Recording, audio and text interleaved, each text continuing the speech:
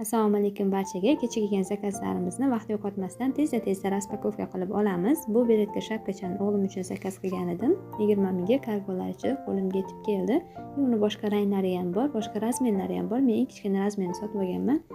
Keyingi upakovkani ochamiz. Bu shapkachani ham o'g'lim uchun oldim. 22 mingga keldi. Shapkachani ranglari, razmerlari bor. Qaranglar qanaqa shirin, yadki, juda ham yumshoq va sifatli keldi. Keyingi upakovkamizni ochamiz. Unda bandavkachalar, bir juft bandanka. Hozirgi mavsumbob issiqqina ekan. 2 donasi 52 mingga keldi. Bu bandavkachani ham ranglari har xil, razmeri standart. Keyingi upakovkani ochamiz. Bu armanka.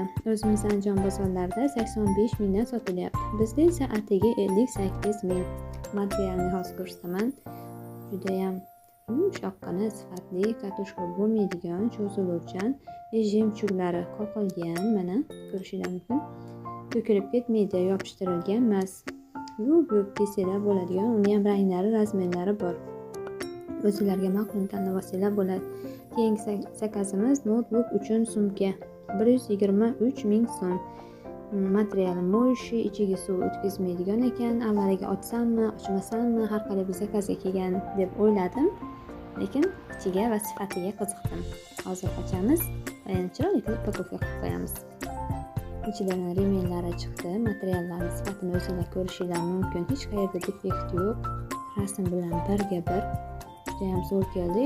Eng muhimi, bu ichiga suv o'tkazmaydi. Alhamdulillah, hammasi birga bir zo'r keldi.